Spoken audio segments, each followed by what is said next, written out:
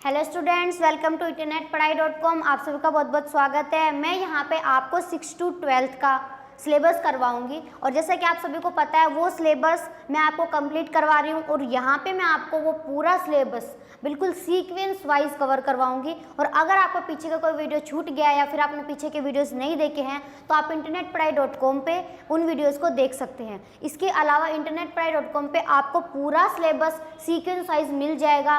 और इसके अलावा से 6 to 12th का सिर्फ यही सब्जेक्ट नहीं, से मैथ्स है, फिजिक्स है, केमिस्ट्री है, उन सभी के कंप्लीट कोर्सेज आपको सीक्वेंस वाइज मिल जाएंगे। Hello students, welcome to internetpadhai.com। आप सभी का एक बार फिर से स्वागत है। सरफेस केमिस्ट्री पढ़ रहे हैं हम और उसमें एडजॉर्प्शन का जो टॉपिक है वो चल रहा था। उस टॉपिक के अंदर अगर मैं बात करूँ तो उसमें हम वो कौन कौन से फैक्टर्स का उस पर इफेक्ट पड़ता है उन सब के बारे में पढ़ रहे थे। तो वो जो कारक हैं उसमें हमने डिस्कस किया सबसे पहले तो कि इसमें दो इम्पोर्टेंट प्रोसेस होती हैं। जैसे अधिशोषण की प्रोसेस हो रही है लेकिन उसमें और इम्पोर्टेंट रोल कौन से दो चीज़ों को बताया, एक तो होता है अधिशोषक और दूसरा होता है अधिशोष्य।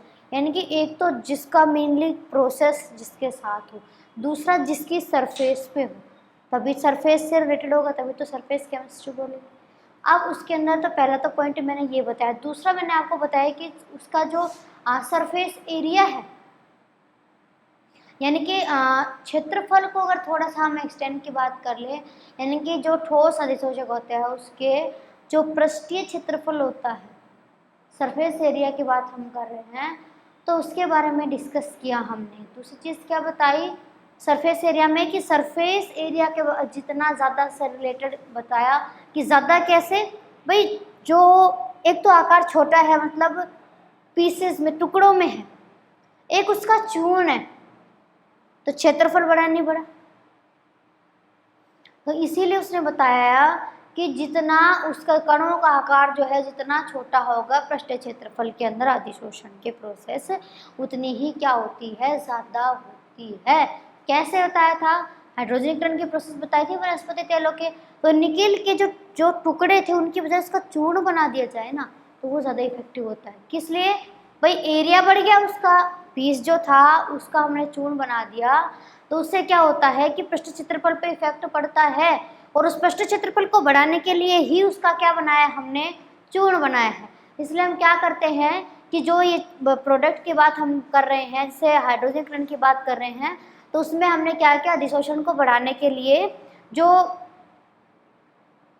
बड़े टुकड़े थे उन टुकड़ों को हमने बारीक चूर्ण में बदल लिया। किस लिए बदला भाई, बोला ना इफेक्ट पड़ता है इसका सरफेस एरिया का। कैसे, क्योंकि अधिशोषण का मान ज़्यादा हो, अधिशोषण की प्रोसेस ज़्यादा हो, इसलिए हम क्या करते हैं कि उसका जो एरिया होता है उस एरिया को क्या कर देते हैं, बढ़ा देते हैं।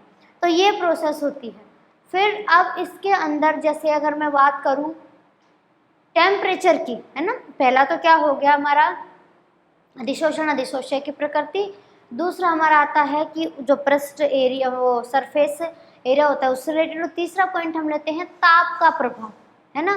तो स्थिर ताप पर अगर हम बात करें तो अधिशोषण की मात्रा और ताप जो होता है इनके बीच में जो रिलेशन होता है उसको क्या बताया था आपको, शोषण समदाबी, अधिशोषण समदाबी। अब दूसरी चीज क्या आती,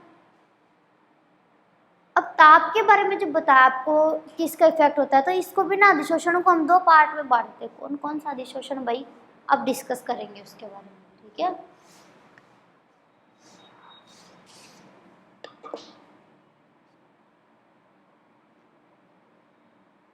देखो अधिशोषण की अगर मैं बात करूं तो इसमें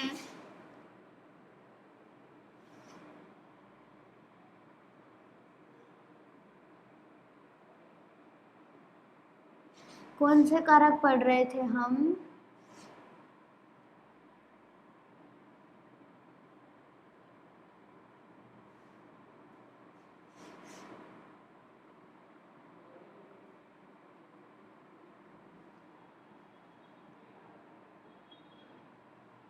तो इसमें अब कौन सा पॉइंट आता है अपना,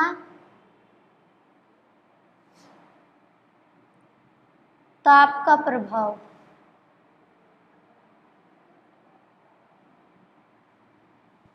देखो ताप के प्रभाव में एक्चुअल में हम किस चीज के बारे में डिस्कस करते हैं, पहली चीज तो यही आती है ना। तो आपको बता, दूसरी चीज अधिशोषण के बारे में बताया, तो आपको 2 टाइप बताए है ना। अब इसमें डिस्कस करते हैं। इसके टाइप में हमने 2 डिवाइड किए, एक तो कौन सा, भौतिक, और दूसरा बताया हमने रासायनिक। ये किससे रिलेटेड है, एडजॉर्प्शन से ही रिलेटेड है, यानी कि अधिशोषण से ही रिलेटेड है। अब जब अधिशोषण की बात हमने करी ताप के लिए, तो ऐसा थोड़ी है कि हम इसके बारे में नहीं पढ़ेंगे, दोनों के बारे में देखते हैं थोड़ा थोड़ा, क्योंकि यहाँ पे जो पॉइंट हम पढ़ रहे हैं ना, इसमें मैं आपको कुछ ज़्यादा नहीं कि बहुत ज़्यादा डीपली बता रही हूँ, बिल्कुल आपके एग्जाम के लेवल का, कि जहाँ से डायरेक्ट आपको क्वेश्चन मिल सके, कोई प्रॉब्लम भी नहीं हो। अब सीधा हम चलते हैं कि इन दोनों में एक्चुअल में डिफरेंस क्या होता है, ये चीज़ें अलग अलग हैं तो कैसे हैं, तो उसको हम कंपैरिजन से पढ़े तो हमें अच्छे से याद रहेगा। तो पहला हम कौन सा लेते हैं, भौतिक ले लो।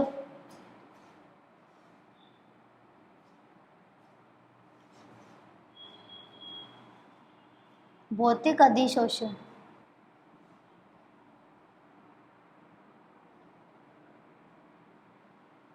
ठीक है। इसमें हम किस चीज के बारे में बताएंगे, ताप के इफेक्ट में। देखो एक्चुअल में ये चीज क्या बताती है, यानी कि अधिशोषण की प्रोसेस होगी, तो उसमें टोटल अगर हम बात करें तो उसकी जो मात्रा है, अधिशोषण की जो मात्रा है, टेम्परेचर के साथ साथ उसके अंदर क्या सीक्वेंस मिलता है कि वो तो बढ़ेगा और ये घटी। देखो एक छोटा सा ग्राफ बनाते हैं, इसमें एक तरफ तो हम देखते हैं इसकी मात्रा, अधिशोषण की मात्रा, कि वो मात्रा पे क्या इफेक्ट पड़ता है एक्चुअल में उस चीज का। दूसरा टेम्परेचर को लेके लेंगे, ये इधर टेम्परेचर,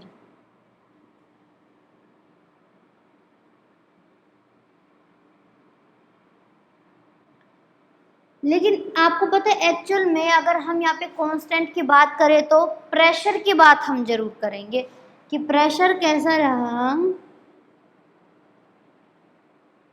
वो नियत रहता है। तो इस चीज का आपने ध्यान रखना है कि अधिशोषण की मात्रा की हम बात कर रहे हैं कि वो जो प्रोसेस तो हो रही है, लेकिन ताप के साथ अगर आप उसका रिलेशन देखोगे तो वहाँ पे उसका क्या पड़ता है, इफेक्ट पड़ता है कि अधिशोषण की प्रोसेस हो, लेकिन ताप के प्रभाव को हम कैसे बोल सकते हैं, ठीक है।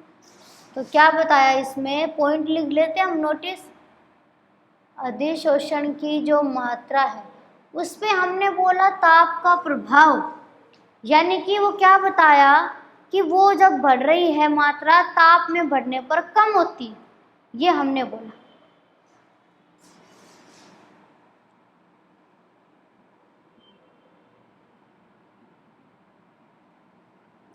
ताप बढ़ने पर कैसी होती है,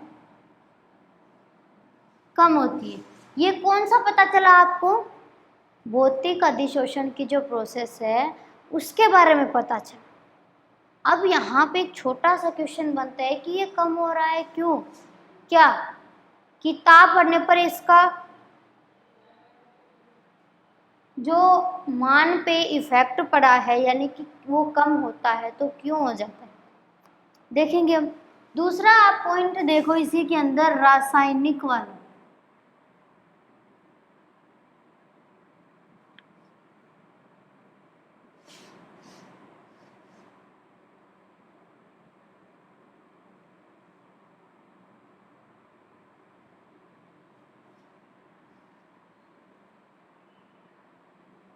इसमें क्या है भाई, इसमें क्या इफेक्ट पड़ता है, देखो ताप का इफेक्ट तो इसके ऊपर भी पड़ रहा है, लेकिन इसमें एक्चुअल में क्या होता है कि ये जो रासायनिक वाली प्रोसेस होती है, इसमें ताप की अगर बात करें तो जो अधिशोषण की मात्रा हमने बताई है कि इसमें शुरू में तो क्या होगा, बढ़ेगा, फिर कम हो जाएगा, ये प्रोसेस होती है। कि यहाँ पे ताप में अधिशोषण की मात्रा, जैसे हम बात कर रहे हैं अधिशोषण की प्रोसेस धीरे धीरे बढ़ेगी, तो अधिशोषण की जो मात्रा है वो बढ़ाते जाएंगे ना उसके अधिशोषण की मात्रा, तो वो बढ़ाने पर पहले तो बढ़ेगा और फिर कम होगा। कैसे, देखो आप खुद ही सपोज करके देखो कि इसका ग्राफ कैसा बनना चाहिए, कि ऐसा ग्राफ बने कि पहले तो इसकी मात्रा क्या हो, कम हो, सॉरी बढ़े, है ना, और फिर इसका मान कम हो, तो कैसा बना सकते हैं कि शुरू में तो बढ़ता हुआ बनाए,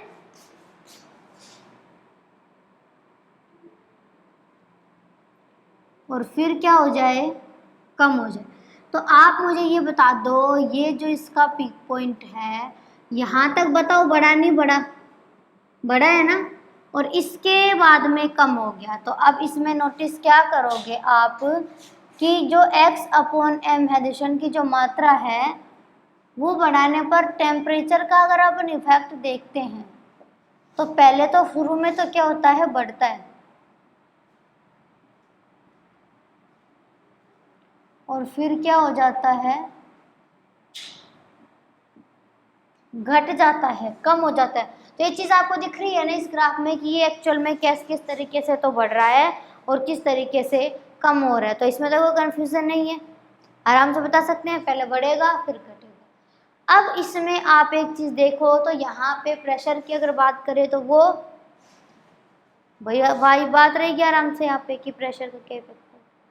तो ये छोटे छोटे क्वेश्चंस हैं जनरली जिसके बारे में पूछा जाता है, इसमें मैंने आपको सिर्फ एक्सप्लेन किया है, और बाकी जो प्रोसेस है वो यूं की यूं है। ये दो पॉइंट है जो एक्चुअल में बताते हैं कि इफेक्ट जो है वो किस तरीके से क्या पड़ रहा है।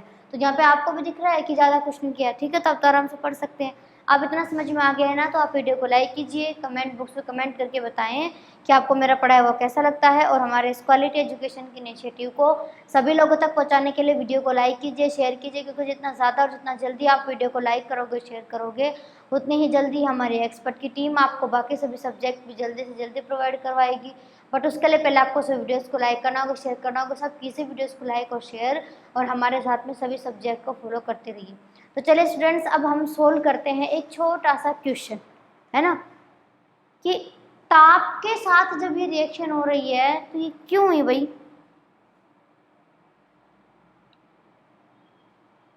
हमने बोला कि इसका मान कम भी हो रहा है, ताप में बढ़ाने पर कम हो रहा है, तो ऐसा क्यों। क्वेश्चन लिख लेते हैं हम।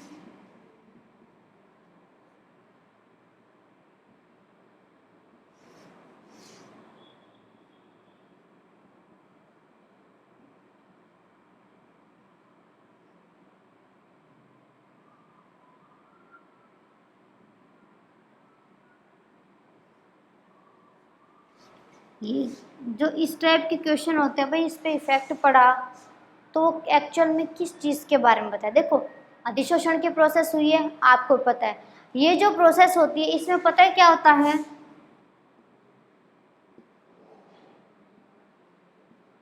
इसमें ऊष्मा निकलती है, यानी कि हम इसको बोल देते हैं कि इससे क्या होता है, ऊष्मा का निष्कासन होता है।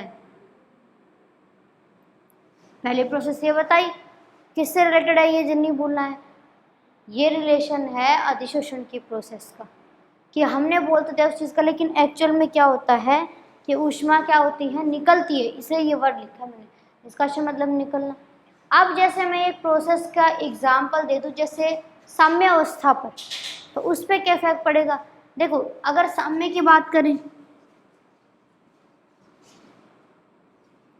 तो एक चीज़ आपको भी पता है कि जैसे गैस है, और इसमें अगर रिएक्शन की मैं बात करूं तो ठोस के साथ में वो कंपैरिजन देखते हैं हम।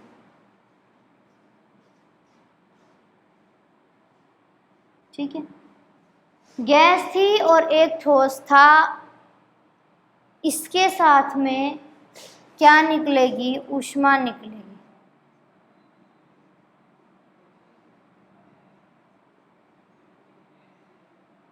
प्लस में ऊष्मा। ये रिएक्शन मुझे बताओ, कुछ गलत थोड़ी लिखी मैंने।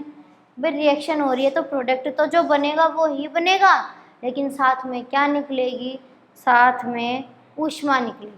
ठीक है, पहली चीज़ क्लियर। अब इसके अंदर क्या होता है कि जैसे हम क्या बोल दे, साम्य की स्थिति है और उस साम्य की स्थिति में आपसे बोला जाए कि ताप बढ़ा दिया जाए, तो क्या होता है कि जो साम्य है, जो मतलब ये जो निशान लगा है इसका मतलब आप समझते हैं, यहाँ से यानी कि रिएक्शन आगे हो रही है, इसका मतलब वो बैक साइड में भी हो रही रिएक्शन, यानी कि इसको हम क्या बोल सकते हैं कि ये जो साम्य की स्थिति होती है इसमें अगर क्या कर दिया जाए, टेम्परेचर को इंक्रीज कर दिया जाए, तो ये जो साम्य की जो प्रोसेस हो रही है इनकी जो बैक डायरेक्शन में, मतलब पश्चिम दिशा जो होती है ना, उस पश्चिम दिशा में क्या हो जाती है, विस्थापित हो जाती है। इससे फिर क्या हो जाता है कि अधिशोषण क्या होता हो जाएगा, कम होने लगेगा। कैसे बताया है, साम्य की स्थिति में।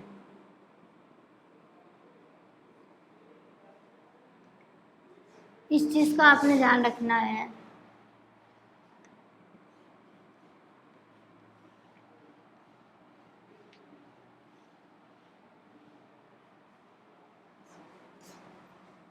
ठोस है, गैस है, इसके साथ में ऊष्मा निकल रही है, और फिर आपको एक जो पॉइंट है वो नोटिस करना है। क्या बताया है कि निकला ऊष्मा, कोई बात नहीं, लेकिन अगर साम्य पर हम क्या कर दे, ताप बढ़ा दे,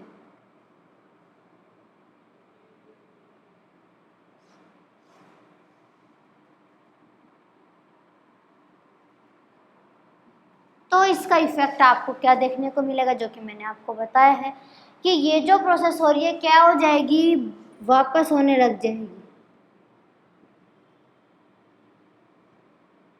यानी कि हम इसको क्या बोल सकते हैं, पश्चिम दिशा। अभी तक तो क्या आगे आगे फॉरवर्ड चल रही थी, लेकिन अब क्या बताया कि पीछे वाले में भी होने लग जाएगी, इसीलिए निशान बनाया कि इससे ये रिएक्शन क्या हो, पश्चिम दिशा में जैसे। अब जैसे पीछे गई तो जो पहले वाले प्रोसेस थी उसमें थोड़े चलेगा। अब ये इससे क्या होगा कि जो ये जो एडजॉर्प्शन की प्रोसेस है,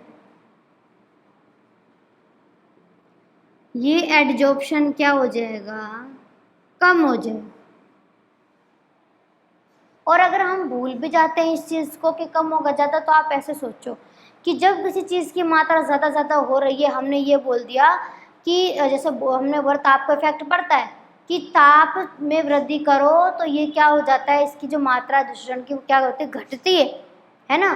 तो आप याद कैसे करोगे, कोई भी चीज़ को आप कंट्रोल करते तो कंट्रोल कब करते हैं हम, ज़रूरी नहीं होता, जनरली ऐसा होता है कि कोई चीज़ ज़्यादा हो जाती है तो उसी को हम कम करके कंट्रोल करते हैं।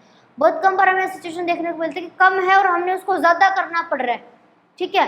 तो वो जो सिचुएशन हम कब करते हैं, जब किसी चीज़ की मात्रा बहुत ज़्यादा हो जाए। तो आप इसको कैसे याद रखोगे कि यहाँ पे प्रोसेस तो क्या हो रही है, बहुत ज़्यादा हो गई, तो उसको कंट्रोल करना है, मतलब वो क्या होने लग जाएगा, उसका मान कम होने लग जाएगा। जनरली ऐसा होता है, ठीक है। तो ये प्रोसेस थी। अब इससे आगे की प्रोसेस के बारे में हम डिस्कस करेंगे नेक्स्ट वीडियो में। तब तक के लिए आप इसको पढ़िए, इसको रिवाइज कीजिए, अपने नोट्स प्रिपेयर कीजिए, डाउट क्लियर कीजिए। फिर हम मिलते हैं नेक्स्ट, जो इसका कौन सा फैक्टर जो भी आएगा उसके साथ में अगले वीडियो में मिलते हैं। और आपका आज जो क्वेश्चन, आपने 2 अर्धचालकों के एग्जाम्पल बताने हैं, ठीक है। बताइए कमेंट बॉक्स में कमेंट करके कि इस क्वेश्चन का आंसर क्या होगा। अगर आपको मेरा पढ़ाया हुआ समझ में आया, आपको वीडियोस पसंद आया, तो आप वीडियो को लाइक करके बताइए कि आपको समझ में आ गया है। और अगर कोई कन्फ्यूज़न है, कोई डाउट है, कोई क्वेश्चन है, तो आप कमेंट बॉक्स में कमेंट करके बता सकते हैं। यहाँ पे आपके हर क्वेश्चन का रिप्लाई दिया जाएगा। और यहाँ मैं आपको 6 to 12 का कंप्लीट सिलेबस करवाऊँगी। और इसके अलावा सिर्फ यही नहीं, आपको 6 to 12 के सभी क्लासेस के सभी कोर्सेज, सभी सब्जेक्ट के, वो आपको सीक्वेंस वाइज प्लेलिस्ट में मिल जाएंगे internetpadhai.com पे। इसलिए ना तो आपको कोई टॉपिक सर्च करने की ज़रूरत है, ना आपको कोई दूसरा ट्यूशन क्लासेस जाने की ज़रूरत है, ना पैसे वेस्ट करने की ज़रूरत है। पर इसके लिए आपको हम कंप्लीट मैटर दे रहे हैं, लेकिन आपको वीडियोस को ज़्यादा से ज़्यादा लाइक करना होगा, शेयर करना होगा, क्योंकि जितना ज़्यादा आप वीडियो को लाइक करोगे, शेयर करोगे, हमारे एक्सपर्ट की टीम उतनी ही जल्दी आपके सभी क्लासेस के अदर सभी सब्जेक्ट, उनके कंप्लीट कोर्सेज आपको प्रोवाइड करवाएगी, वो भी सीक्वेंस वाइज। और आपको पूरा मैटर जल्दी से जल्दी प्रोवाइड करने की पूरी कोशिश की जाएगी। वो आपको internetpadhai.com पे पूरा मैटर प्रोवाइड करवाएंगे। और अगर आपने सब्सक्राइब नहीं किया है तो कर दीजिए, और साथ में बेल आइकन को ज़रूर प्रेस करिए, ताकि आपको डेली अपडेट्स मिलते रहें, चैप्टर टू चैप्टर आपको कंप्लीट सिलेबस मिलता रहे।